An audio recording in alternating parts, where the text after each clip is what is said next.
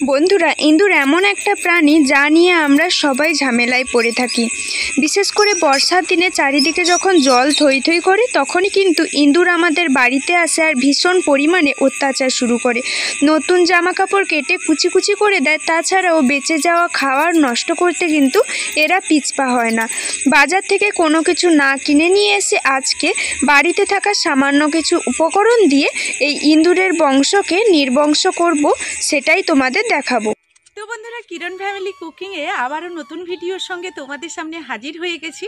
আজকের কোনো রকম রেসিপি নয়, আজকে দারুণ একটা টিপসের ভিডিও নিয়ে হাজির হয়ে গেছি।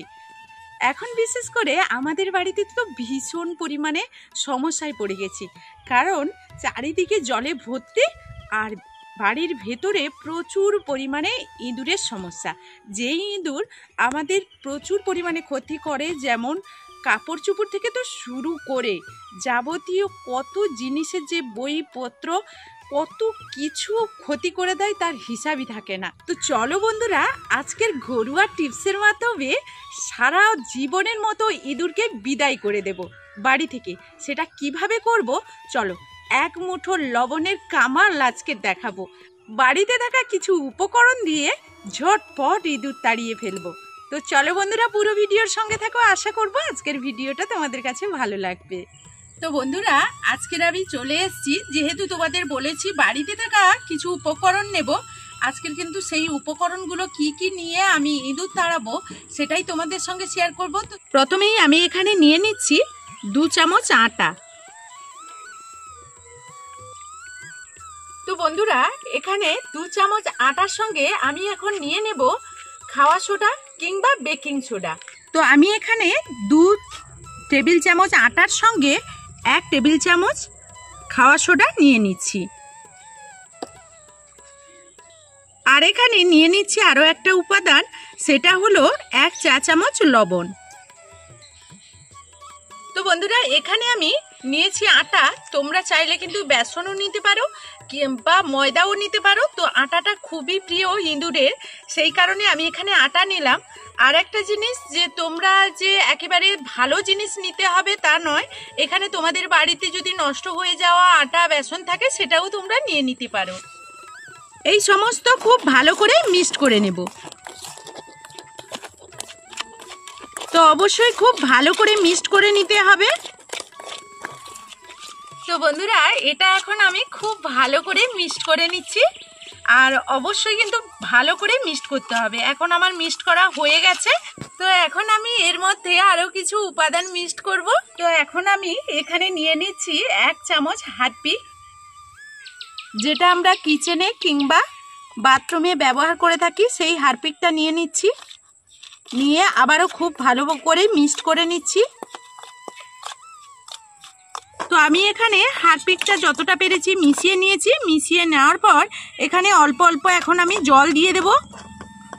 জল দিয়ে ভালো করে, একেবারে শক্ত করব না, একেবারে পাতলা করে আমি একটা বাটার তৈরি করে নেব।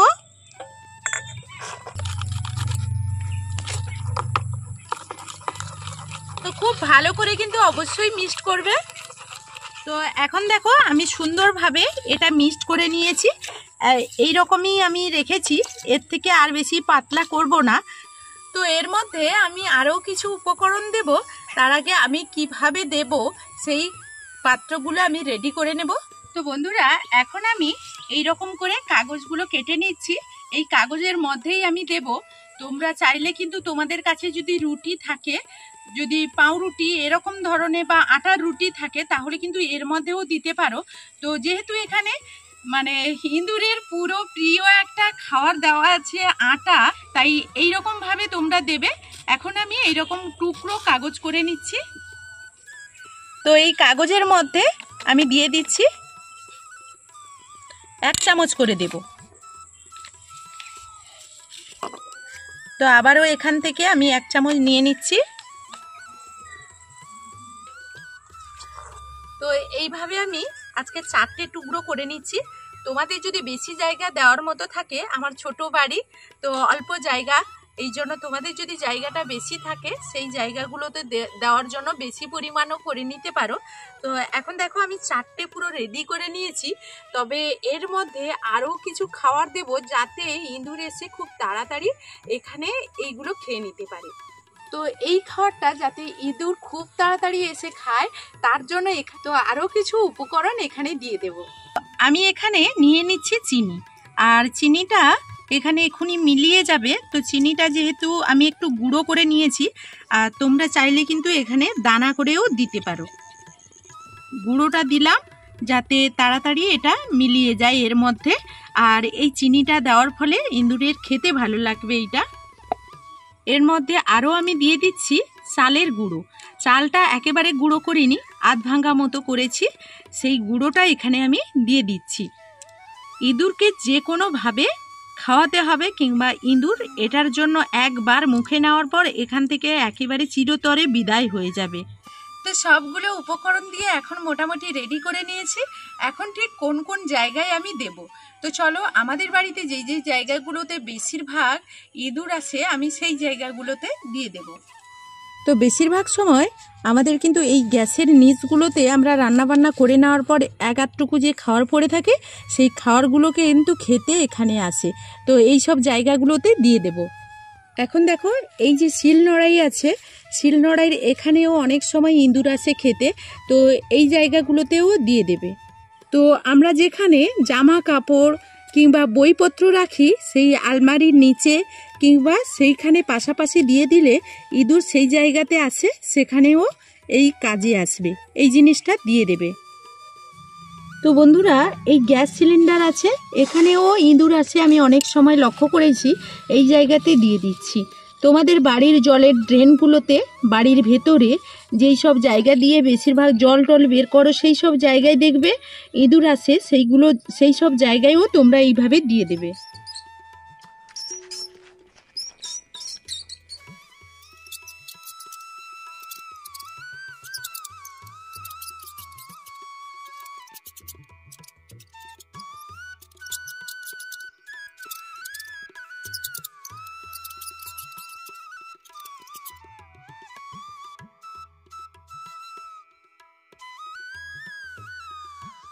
তো বন্ধুরা এইভাবে এই সব জায়গাতে তোমরা ইঁদুর মারার জন্য এই জিনিসটা তৈরি করে তোমরা দিয়ে দিতে পারো, আর খুব সহজে দেখতেই পেলে বাড়িতে থাকা উপকরণ দিয়ে আজকের কিন্তু লবণের কামালটাও দেখতে পেলে, যে শুধুমাত্র লবণ, হারপি আর এখানে দেওয়া আছে চিনি, চালের গুঁড়ো, খাওয়া সোডা কিংবা তোমরা বেকিং সোডাও ব্যবহার করতে পারো।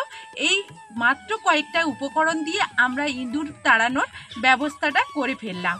তো চলো বন্ধুরা আজকের আমার এই ভিডিওটা যদি তোমাদের কাছে ভালো লেগে থাকে তাহলে সুন্দর একটা কমেন্টের অপেক্ষায় রইব।